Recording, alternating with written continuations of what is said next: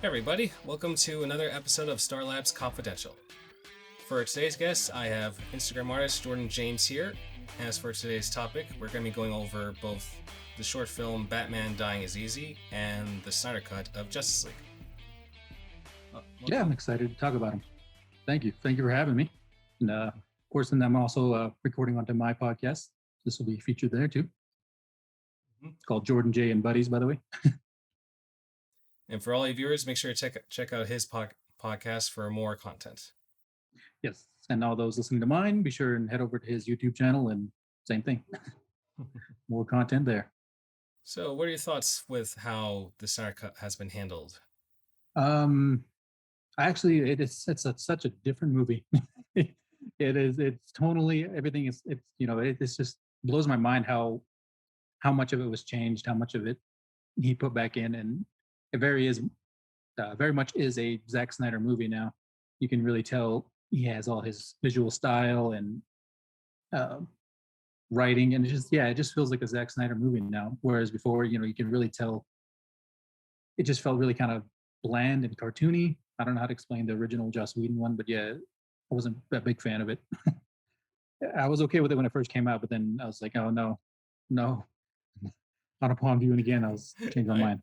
Yeah, I know. Like when I first saw it, I was like, finally, more lighthearted DC thing, because it doesn't have to always be such dark and grim, especially with the colors. But yeah, after like for you, after the first time I saw it, when I saw it again, I was like, okay, this is not really what I was hoping for. Because I don't know if you grew up with the Justice League TV series, but I did, and it didn't have the same kind of feel to it, at least back then anyway. Yeah, I mean that's exactly what when I first walked out of it, I was like, I kind of felt like it, but then again watching it again, I was like, but it doesn't have that Justice League feel. It just felt so disconnected and boring.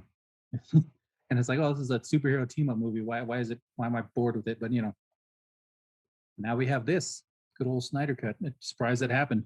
It's really cool. Yeah, that just shows the power of what the fan movements can do for anyone these days.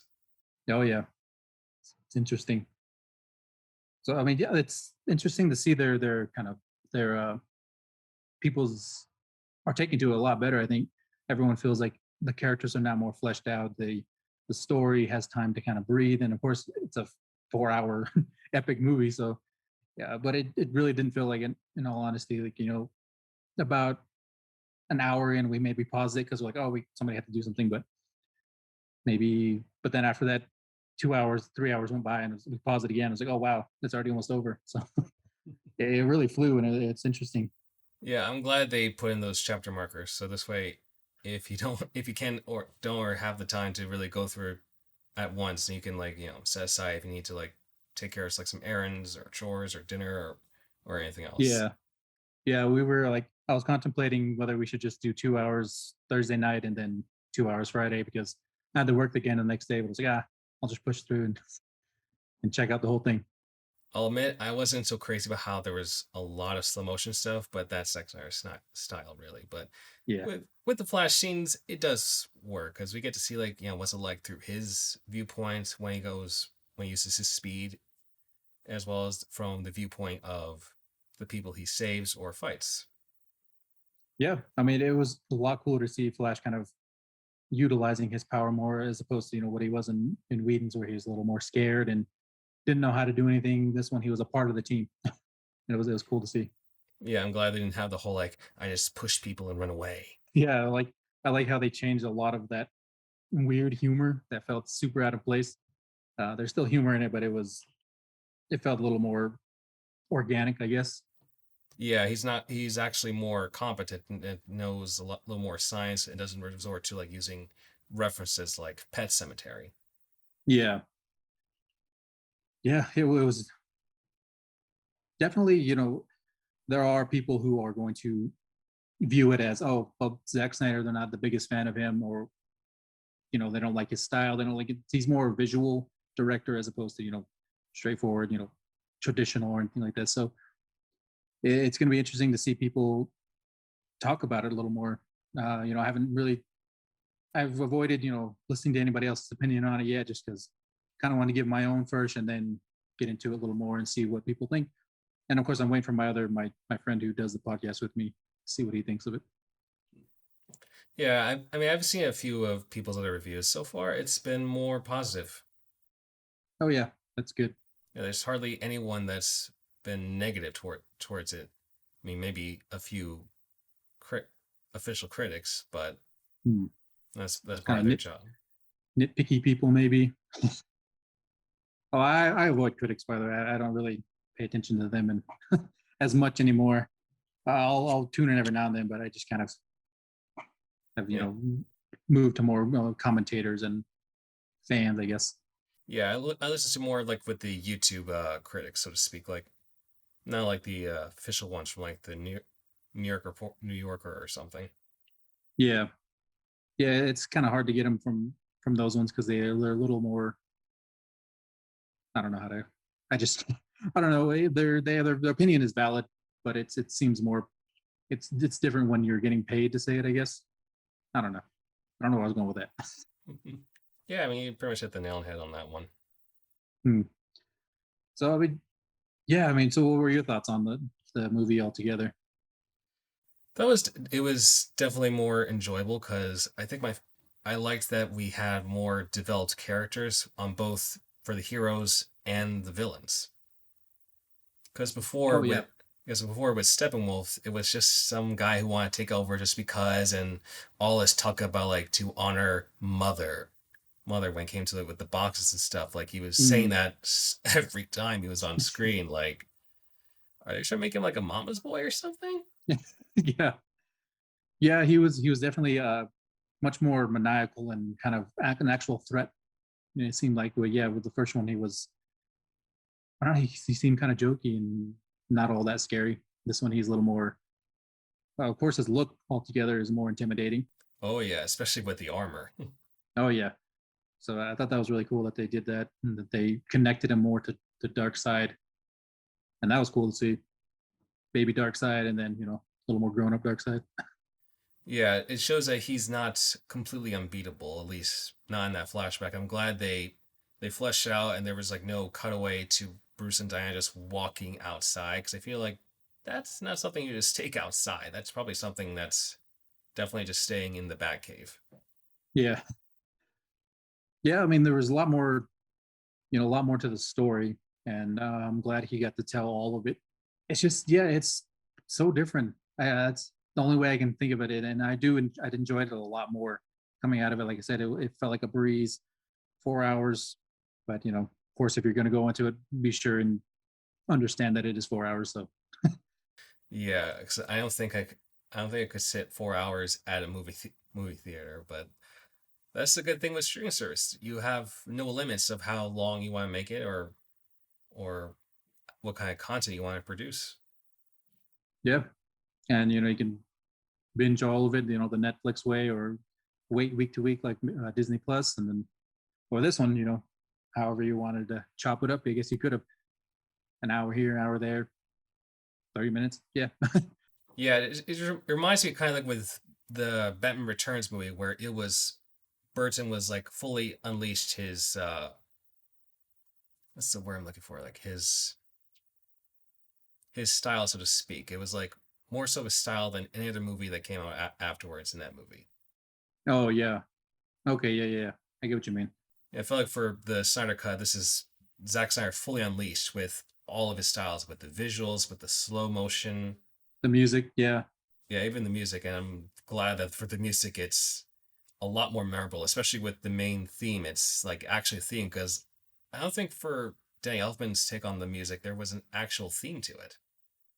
Yeah. I mean, I don't think there was either. I mean, it was generic, kind of like hero music. And then that's about it. Yeah, besides I just hearing just his take on the Batman theme from Tim Burton's take, as well as the Superman theme as well from Christopher Reeve. But that was about it. No. Yeah. Yeah. It was just, the first one, Whedon one, it felt really more like they were just scrambling and trying to please fans in any way they could without paying attention to the story or where everything was going. Whereas this one also, it pleased the fans with a lot of the content that was in it already, and then stuff he added in more, and then it's a better story. It's a better flow to it. especially with Cyborg, because now I can see why Ray Fisher was pissed of how the Whedon cut was handled because we got to hear about Cyborg's origins through dialogue, but to actually see it, like how what he went through, where he was before, it just really fleshed him out as a character. Whereas before, he's just a moody guy that's halfway through he just starts saying like his famous line at the end. Oh yeah, yeah. All of a sudden, he kind of was like, "Oh well, let me actually be a part of this." That's kind of how everyone felt. It was just like, "All right, I guess we got to do this team up thing." But now, where in the Snyder cut, it felt like they all had their separate stories, and now they're realizing, "Oh, this is a pretty big threat. We probably should help each other." And Batman had more of a role in also bringing everyone together. I still wish they didn't hype up so much the Superman aspect of it, like being that they all ultimately needed him altogether. But I'm guessing that's just kind of how it was always was with their story.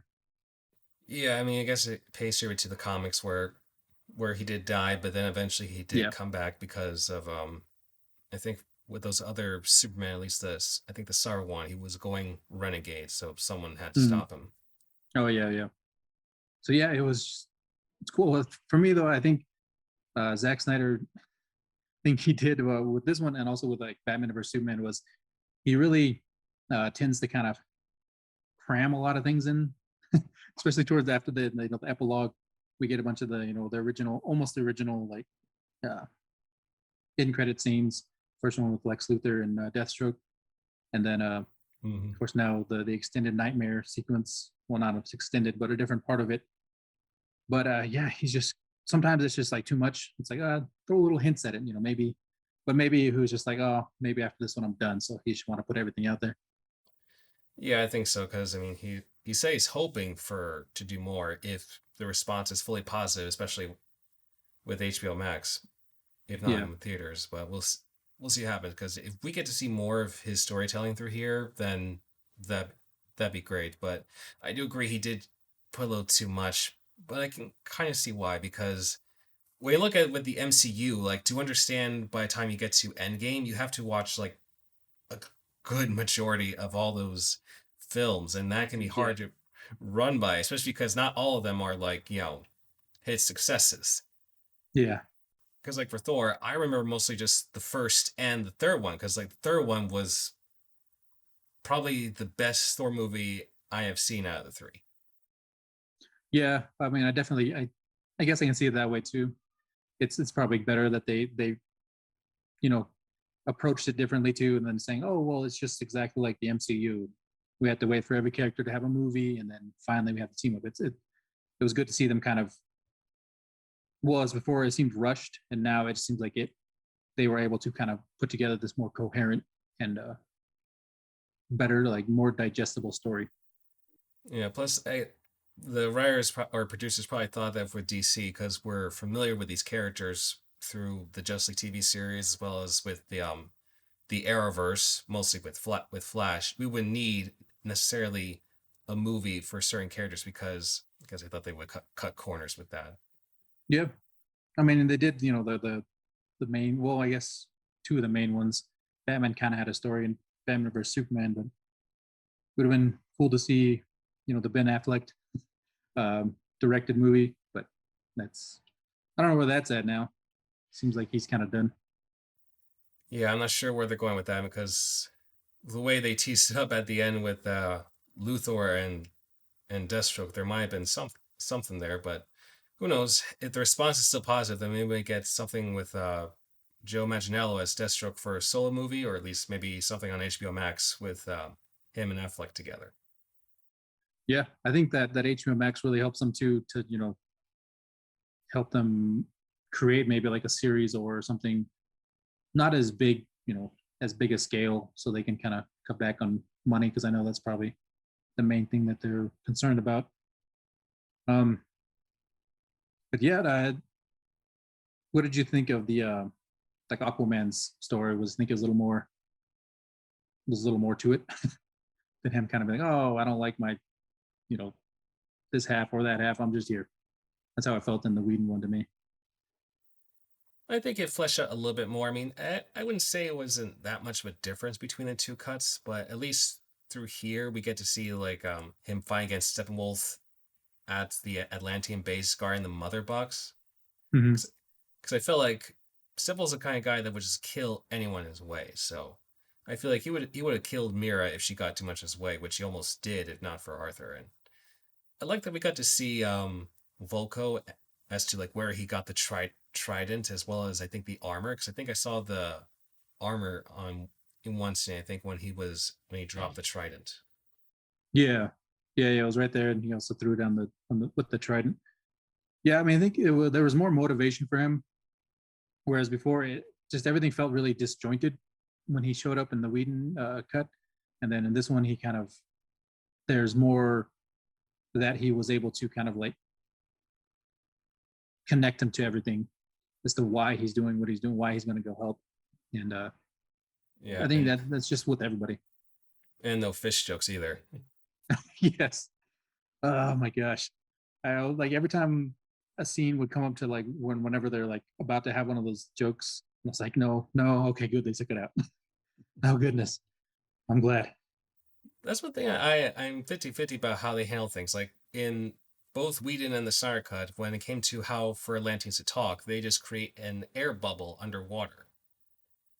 But then for Yeah. the Aquaman movie, they just talk underwater most of the time. I mean, I think there are some places where there's where there's air like inside the ships or so, but they it looks like they can talk underwater. I don't know if it's due to like having more of a budget to be able to do so or not. Yeah. Yeah, I didn't get that either. Because then like well then like Mira was like communicating with one of the guards like through like what sounded like dolphin squeaks or something. I think, Yeah. she just maybe she was just a signal to him. But yeah. So yeah, I always thought that was weird that they had to do the air bubble thing. Hmm. I guess it's probably like a budget issue because with everything that they had to do with the backgrounds, Cyborg and Flash's speed, I guess they had to do something with making sure there'd be like an air bubble. I guess. Yeah. So we'll get into a bit of a spoiler here with the character reveal of Martian Manhunter just showing up, and I was like, "What?" I, I remember I that happened. I was like, "Okay, come on now, that's amazing." I know it's like when I first saw like the I think it was like a sketchbook that came out when I think sometime after when they announced the Star Cut, I was like they were really gonna bring in Martian Manhunter, so it's like no wonder there was posters before about Unite the Seven, because I figured the Yeah. seventh would be Green Lantern or so, Hmm. but nope. I mean, it would have been cool if he showed up too, but I was like to see him transform, and it's like, the CGI is a little wonky, but still, it's like it's just so cool to know that. Oh yeah, he is. That kind of fan theory of the general being him in disguise, and it was true for the from what we could tell.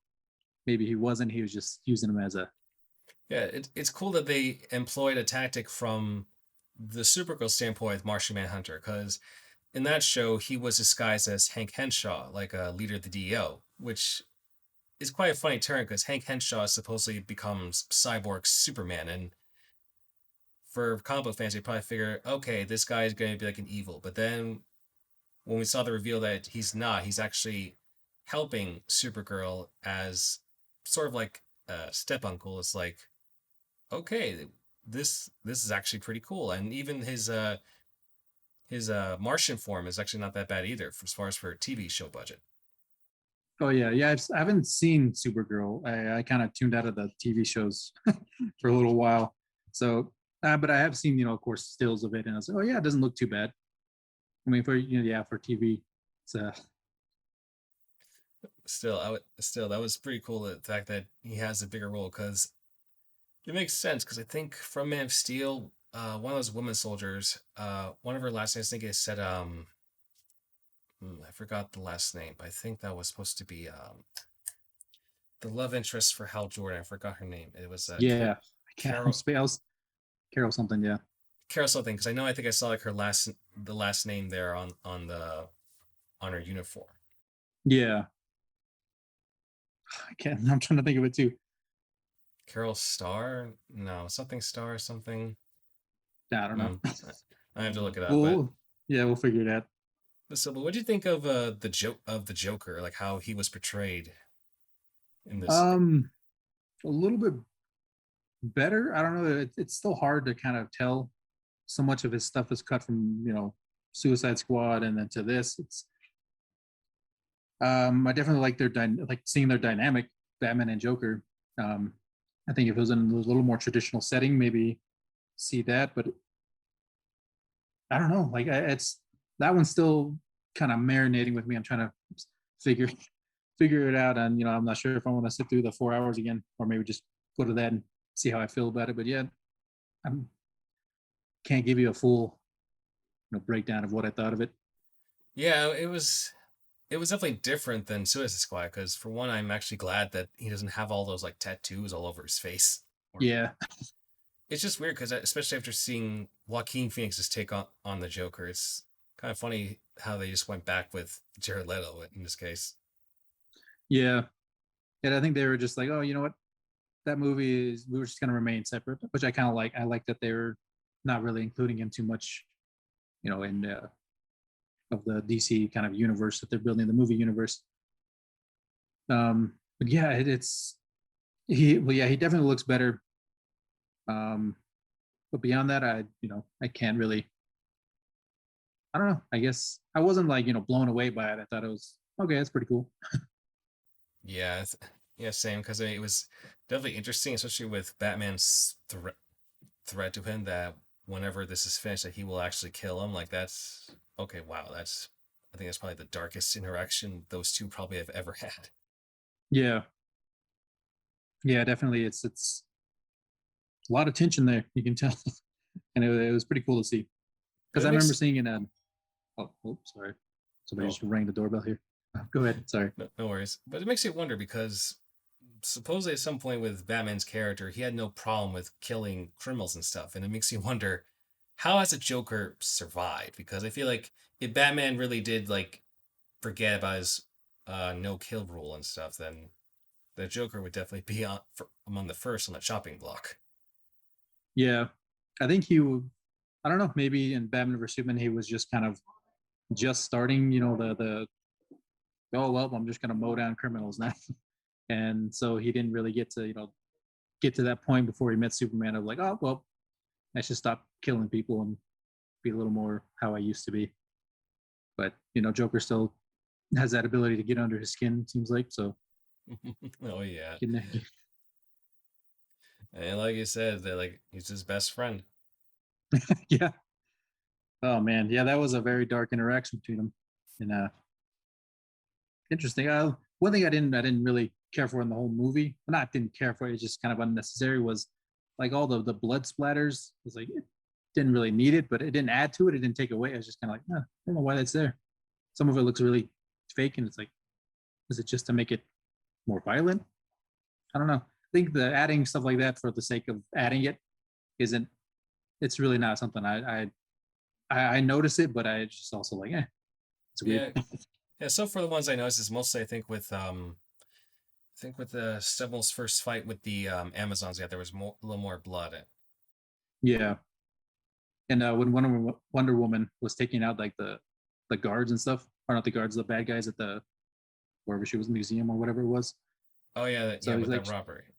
yeah, she like chucked them into the wall, and there's like a giant blood spot there. It's like, oh, all right, but Yeah, like that was a little much. I figured she would have more restraint, but I think Zack Snyder's core, like these some of these people are actually like demigods. So like for anyone else to fight with them, it's basically like you're a goner. yeah, pretty much. So maybe that was her holding back a little bit, and it's still pretty brutal. Brutal. Still, for the leader, he's definitely not alive after that Yeah, little boom. where was it in the original one? He's just like tied up, or like they're like tied up or something. Yeah, I think so. Or like I'm trying to think because I think after she did her thing in the weeding cut, like they just transitioned to someone else. Hmm. I think either like back to Bruce or I think or with Barry, one of the two. Hmm. Yeah, I don't remember it. I was thinking as I should have watched that one first so I can really kind of compare them. but it's hard to watch the Whedon one.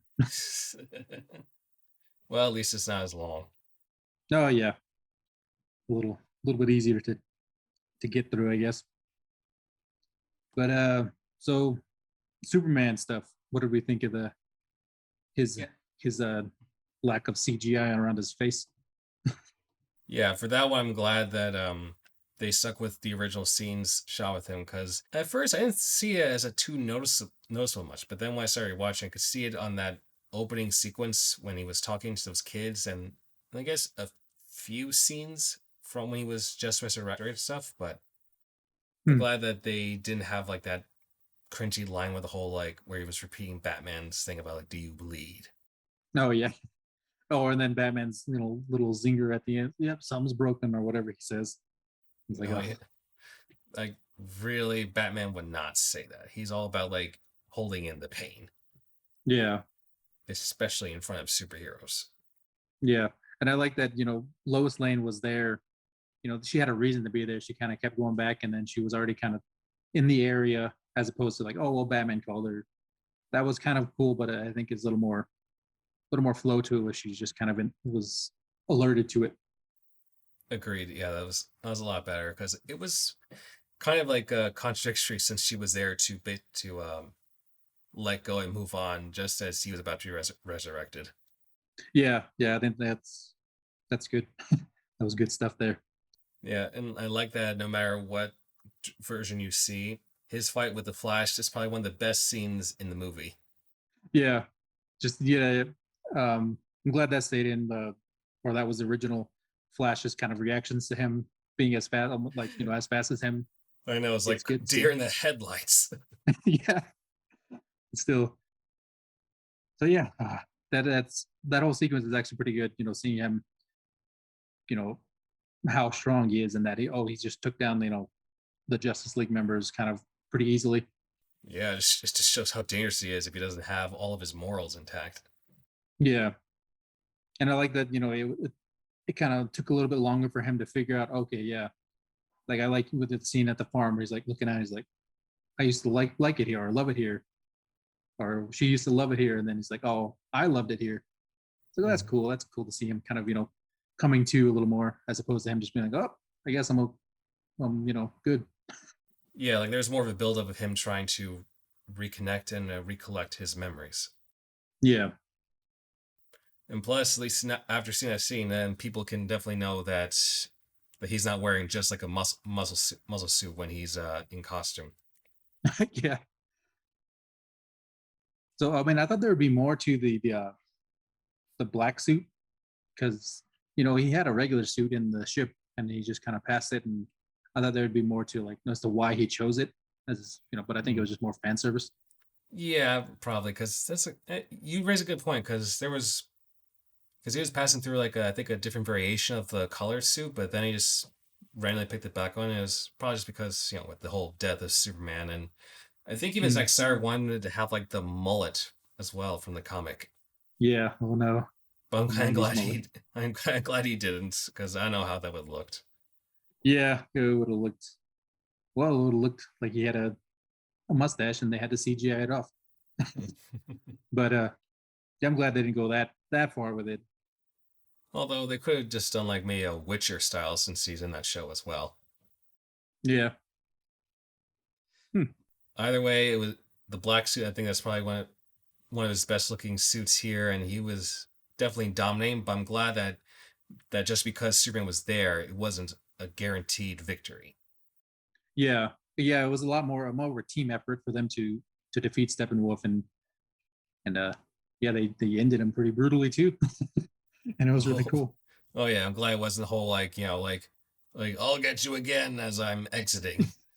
Yeah. There's like not he's not coming back.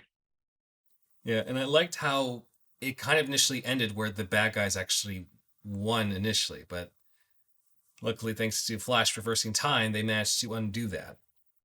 Yeah. Yeah. That was crazy. He was just like, oh, we got to break my rule. Just and seeing him kind of like reverse every. Oh, man, that was so cool. Because it was just cool to see Flash utilizing more of his powers. Yeah, that's one thing I liked because I don't know if you watched much of the show, but I feel like with the show, Flash, it's always about like that there's some bad guy or something that is faster than him. And he's always complaining about like, I gotta be faster, faster. But with this movie, he's already the fastest speedster there is. Yeah, yeah, yeah. In the show, I think they because it's a series, they probably have to like, oh well, he needs to just get better over time. But this one, it was like, oh well, he's just already that. He just needs to learn to probably, you know, harness it in different ways or however he's got to, perfect it. I was hoping for yellow lightning to show up, but I guess he just wanted to stick with the blue. Just this is pretty cool. Yeah, who knows? Maybe with his solo movie coming up, I think next year, we'll see a change of light of the lightning bolts or so. Yeah, I thought because he was going a lot faster in the reversing time, that's when it would change the because he was going faster. But my hopes were dashed with that one. Oh well. But what do you think of how Darkseid was presented here for the brief time we see him? I thought he was very intimidating, pretty scary. The guy doing the voice. I don't know if he did motion capture for it too or just the voice work, but man, they nailed it. I thought he was you know, that big and kind of intimidating force and seeing, a quick flash of what he was going to do. I can't remember who did that sequence or who triggered that, but seeing his Omega beam and like underwater, it was like, man, Oh yeah, that guy's a was threat.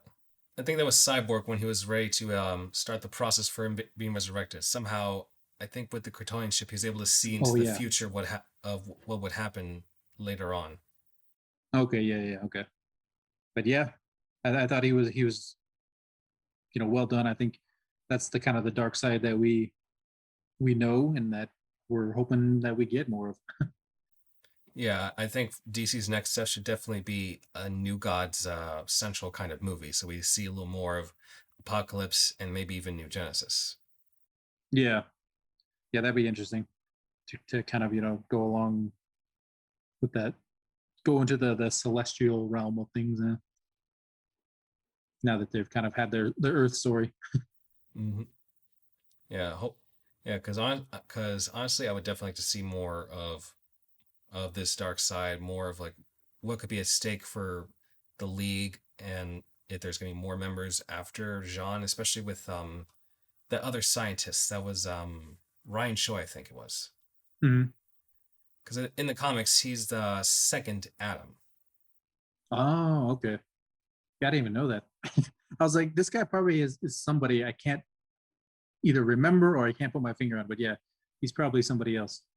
So we'll see what happens because I think his position is director of nanotechnology.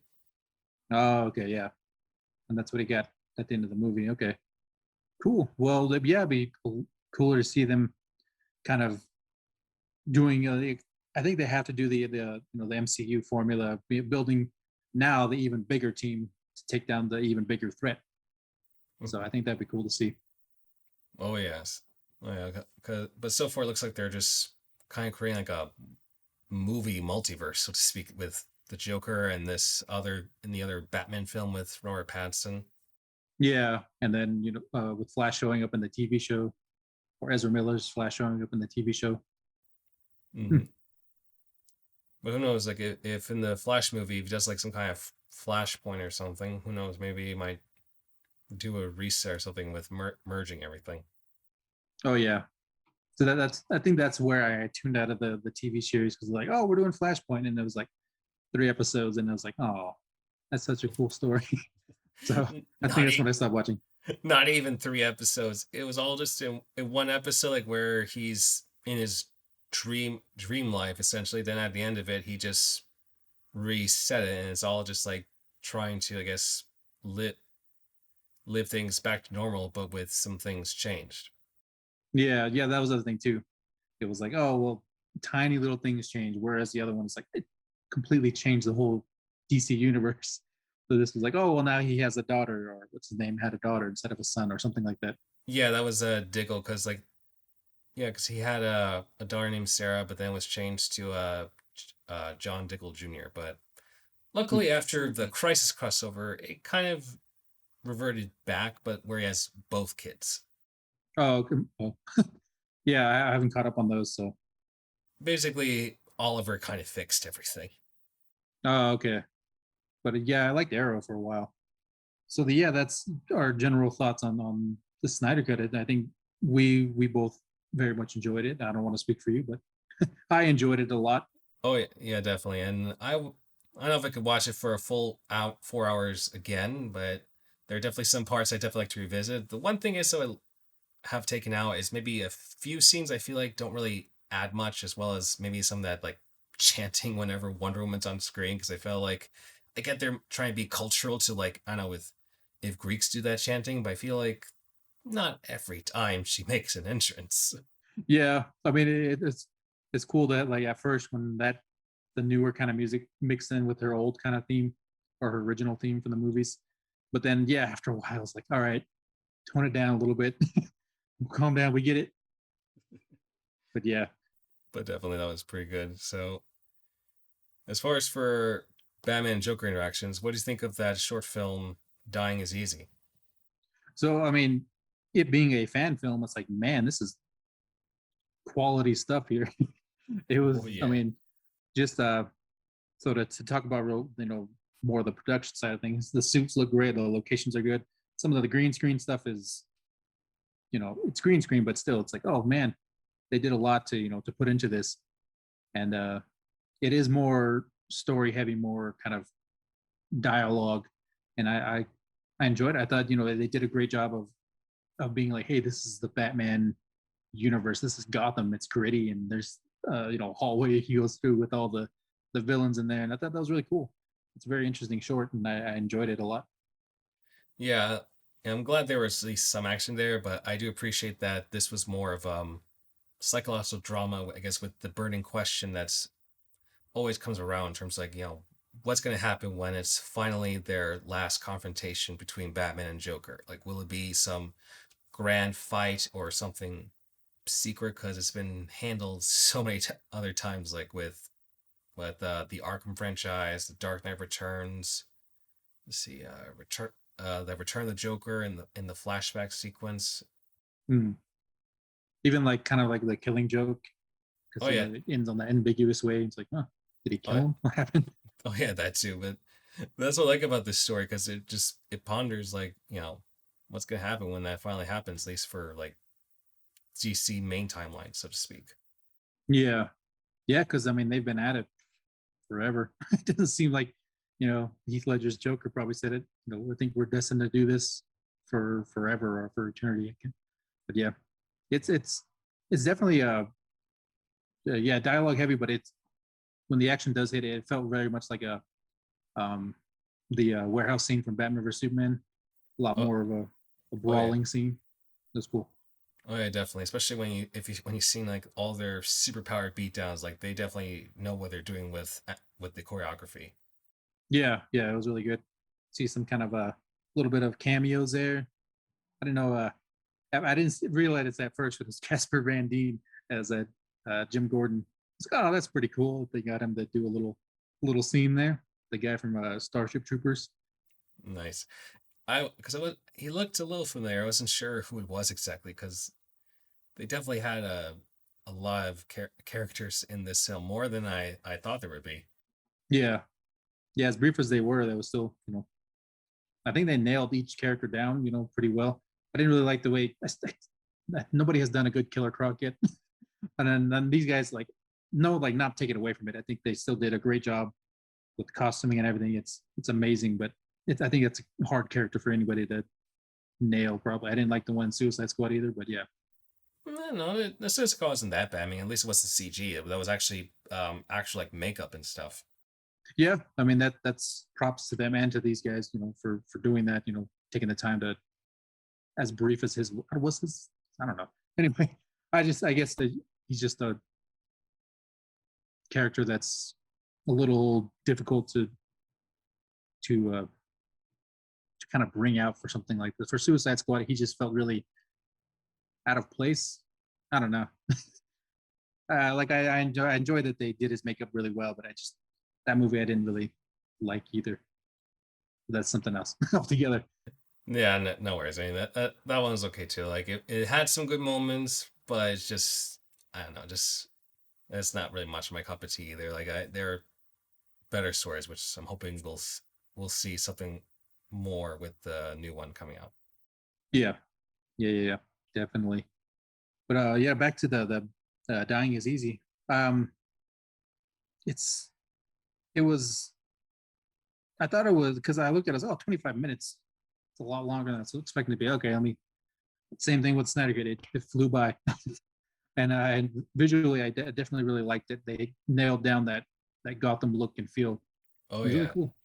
yeah. 'Cause especially I even donated some money for this fan film because they had like I would really want to see a really good Batman fan film that's not really connected to like any established universe or so. Just something that's just Batman. Yeah, yeah. I mean, I this like literally like I think a couple days before you asked me to like do this podcast and talk things, and we talk about this movie. I had just seen it pop up in like my YouTube recommended stuff. It's like, oh, I'll start watching it, and I didn't finish watching it until you like you said you want to talk about it. It's like, oh, I better finish it, and I'm glad I did. It was really good. Yeah, because the Joker actor there, Aaron, I can not pronounce his last name right, but he's also the director for this film. Like he did a really good job as Joker. Yeah, I think yeah they definitely good dynamic there. Um, a lot to it, and I think to be in that character for that long, even for like for the what seemed like a short time for him for like being on screen, still he did a great job and believable. Yeah, even for his smile, like he can do that naturally. There's no need for like the proset the I forgot what's called, but they had Jack Nicholson put on something to have that stretched smile, Yeah, but this guy he can do it naturally. yeah, that's always good. That's why people are always doing like, oh, well, Willem Dafoe should have been Joker because he's got that ability too. Oh god, I've seen all those like fan arts of him trying to look like the Arkham Joker. Yeah, I mean, it does work. I mean, who knows? Maybe for Robert Pattinson's Batman, he can be the Joker. yeah, maybe that. Or he'll just we'll see the three Jokers and be one of them. That'll be a crazy story to adapt. Yeah. But what do you think of the Batman actor Kevin Porter in the Dying Is Easy? Oh man, he's good. Like he looked like Batman. The guy is big and intimidating. It's like that's not a Batman you'd want to mess with. So No. like haven't seen like I know that they're there and I've seen the, the the production company even asked they didn't ask me to design anything for them, but they asked I had put up a picture of I think it was Ben Affleck's Batman in like a dark alleyway, and they're like, "Hey, that's cool. Can you send us that?" It's like, "Okay," but I had known about it. Kevin Porter as Batman, and yeah, like he's got the look down. Oh yeah. Oh yeah. I think he's probably like the one of the few people that looks like the character like right out of the comic book, both like in costume and out of costume. Yeah, yeah. We didn't see any him as Bruce Wayne, but yeah, I would imagine that he probably cleans up pretty well. Yeah, because if you look at their first short film, City of Scars, they did a pretty good job for I think for their first short film because I think it definitely won a few awards at the time, and that was I think 2 years before The Dark Knight Rises came out. Hmm. Yeah, I know they've been around for a little while, but I'll have to check that one out too. I think I just saw it on my recommended. Yeah, it's definitely interesting stories that focuses on Batman Joker, but it's more I guess more of a mystery kind of thing. Hmm. All right, yeah. I'm really Yes, glad I was able to watch it. yeah, but still, with this one, it's just crazy how spoiler alert that Batman actually just poisoned Joker just to get him to confess of the crime he committed with those three missing police officers. Yeah, I was like, man, this guy's a little more extreme, but it's like, yeah, he went through great lengths to just do this and kind of explained it at the end too. Yeah, because all this time you're thinking that oh god, Joker's gonna get on Batman's buttons and maybe actually kills him, but it turns out nope, Batman was one step ahead of him. Yeah, and yeah, that's pretty cool too. That's kind of their thing. Their one is always kind of in front of the other, and they're always going back and forth and who's it's usually Batman because of course you got to have him be the hero, but it was cool to see him actually use kind of a little more of his cunning, which he always has to do with Joker. Yeah, I mean, I agree with you. It's a little bit extreme, but luckily he didn't resort to killing anyone this time. Yeah, he didn't just go running in and shooting them. But what do you think of Harvey Bullock in this short? Because he definitely had a little more scenes in this film, I think, than any other stuff I've seen the character in. The actor was really good, matched it perfectly. A gruff detective. He did a great job. I think he's was suited well to that role, and I think he did a good job. Yeah, because I think for the actor that was Michael Madsen, I think. Yeah, Hmm. Michael Madsen. That's the guy that played Bullock.